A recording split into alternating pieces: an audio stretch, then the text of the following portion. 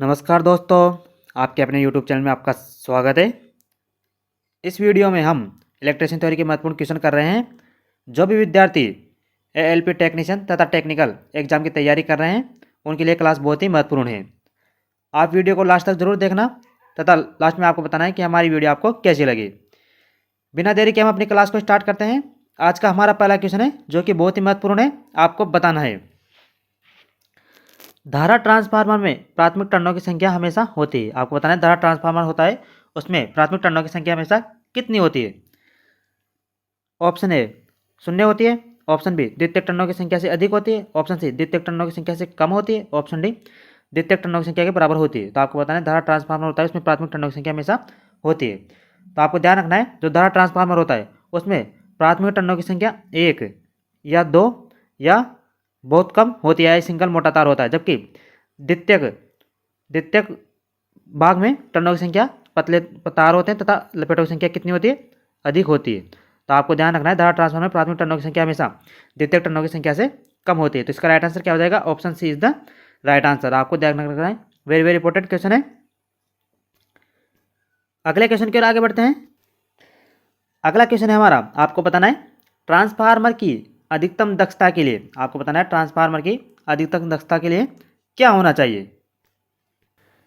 Option A है ताम्रहानियाँ लोहानियों के बराबर होनी चाहिए, ऑप्शन बी ताम्रहानियाँ लोहानियों से अधिक होना चाहिए, ऑप्शन सी ताम्रहानियाँ लोहानियों से कम होनी चाहिए, ऑप्शन डी ताम्रहानियाँ 0 होनी चाहिए। तो आपको ध्यान रखना है ट्रांसफार्मर की अधिकतम दक्षता के लिए ताम्रहानियाँ जो कि लोहानियों के बराबर होना चाहिए। तो इसका राइट आंसर क्या हो जाएगा, option A is the right answer. आपको ध्यान रखना है। अगला क्वेश्चन है हमारा, आपको बताना है इलेक्ट्रिकल मशीन में को कम करने के लिए कोर को लेमिनेटेड किया जाता है। आपको बताना है इलेक्ट्रिक मशीन में किसे कम करने के लिए कोर को लेमिनेटेड किया जाता है।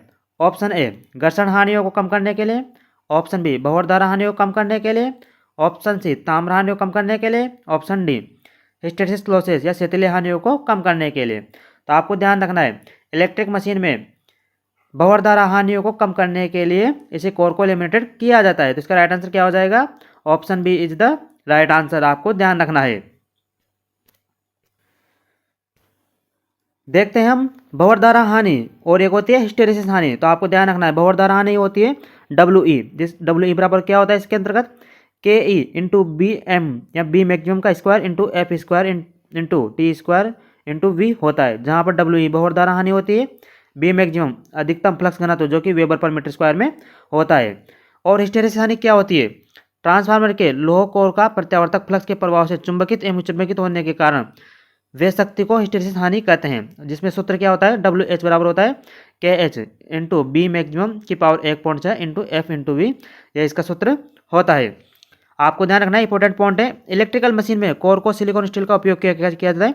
हिस्टेरिसिस हानि को कम करने के लिए सिलिकॉन स्टील का उपयोग किया जाता है।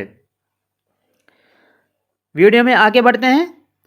अगला क्वेश्चन है हमारा, निम्नलिखित में से कौन सी मोटर स्व परिवर्तित है। आपको बताना है वह कौन सी मोटर है जो स्व परिवर्तित या सेल्फ स्टार्टिंग होती है।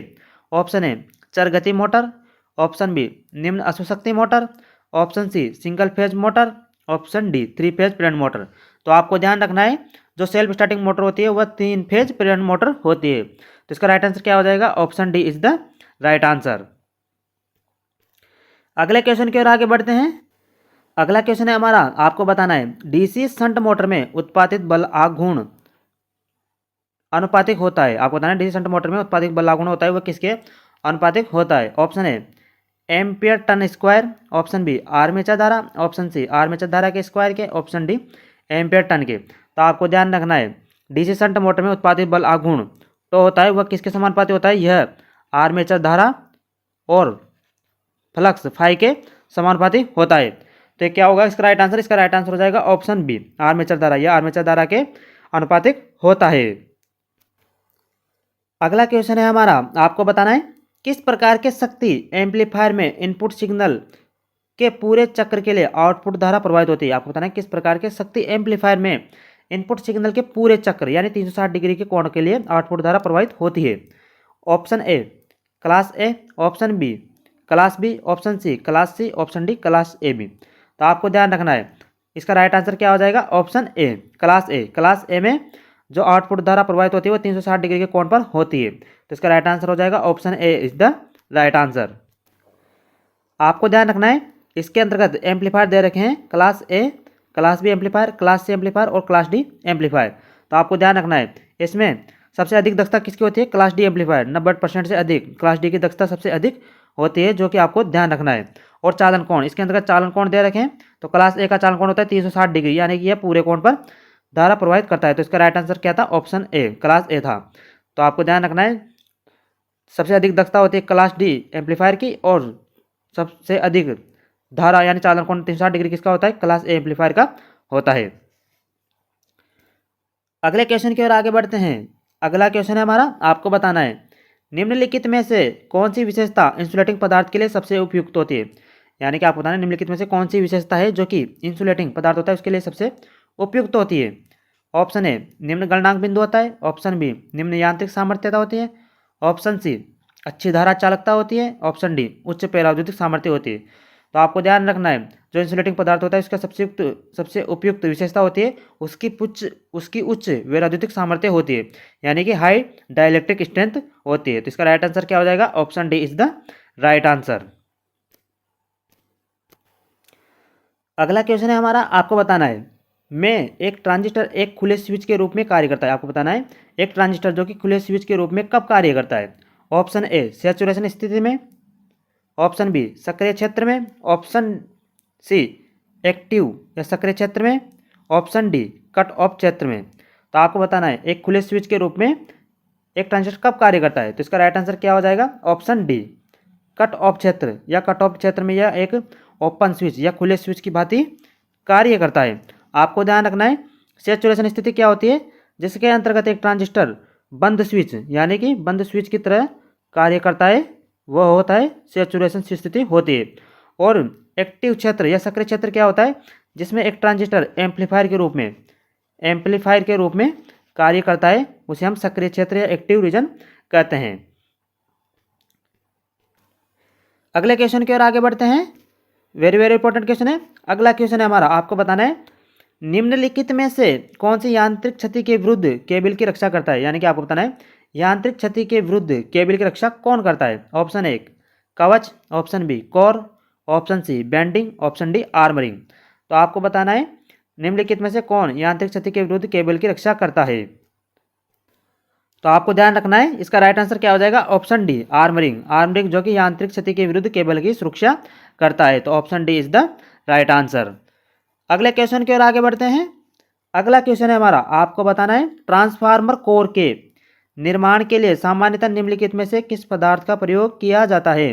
यानी कि ट्रांसफार्मर कोर बनाई जाती है वह किस पदार्थ की बनाई जाती है। ऑप्शन ए एल्यूमिनियम की, ऑप्शन बी तांबे की, ऑप्शन सी ब्रास की, ऑप्शन डी सिलिकॉन स्टील की। तो आपको ध्यान रखना है जो ट्रांसफार्मर कोर होती है वो सामान्यतः सिलिकॉन स्टील की बनाई जाती है। तो इसका राइट आंसर क्या हो जाएगा? Option D is the right answer.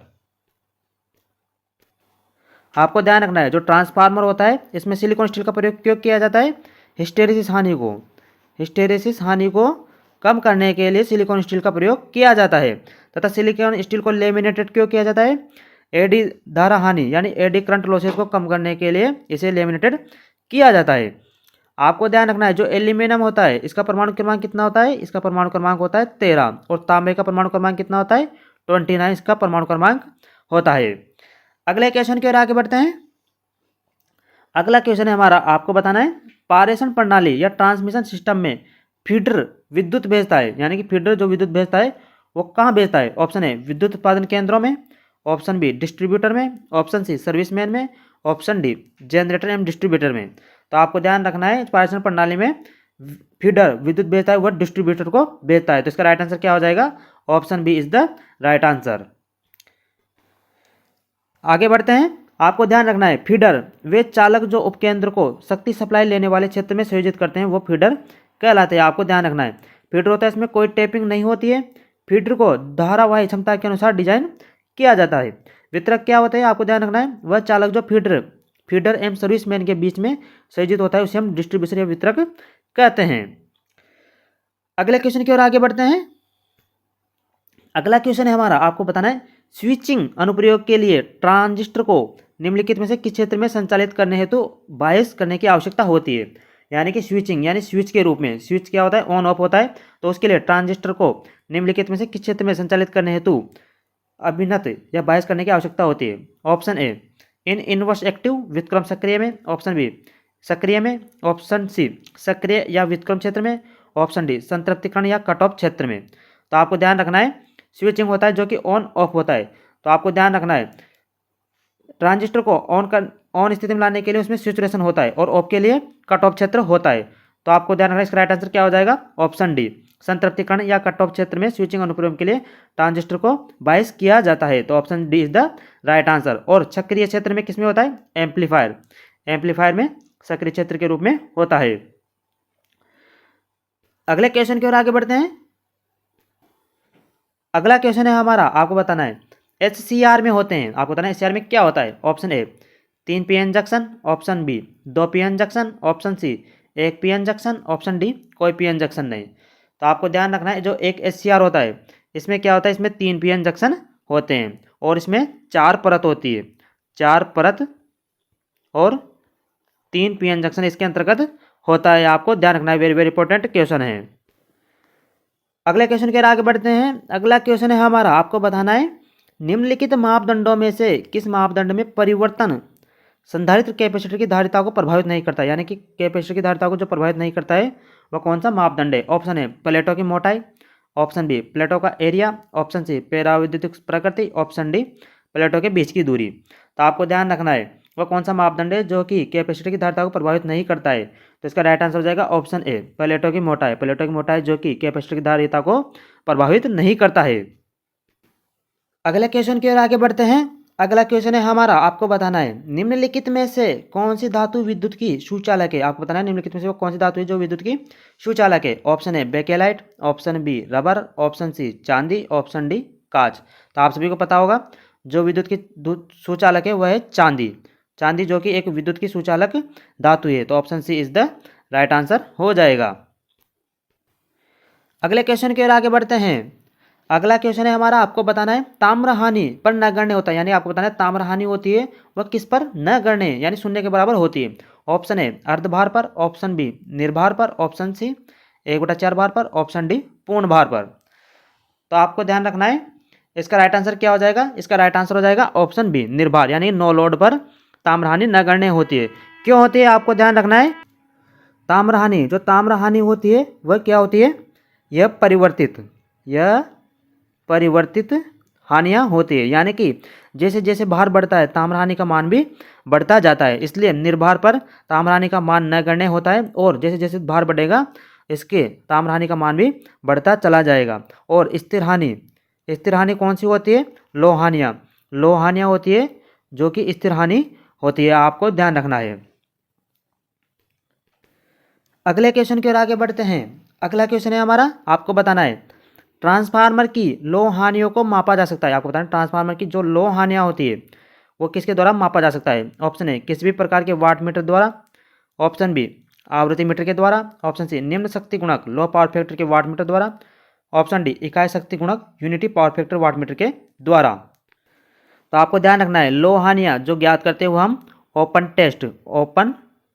Test परीक्षण के द्वारा लौह हानियों को ज्ञात करते हैं, जिसे हम किस वाट मीटर के द्वारा ज्ञात करते हैं, निम्न शक्ति गुणक वाट मीटर के द्वारा हम लौह हानियों को ज्ञात करते हैं। तो इसका राइट आंसर क्या हो जाएगा, option C is the right answer हो जाएगा। अगले क्वेश्चन की ओर आगे बढ़ते हैं।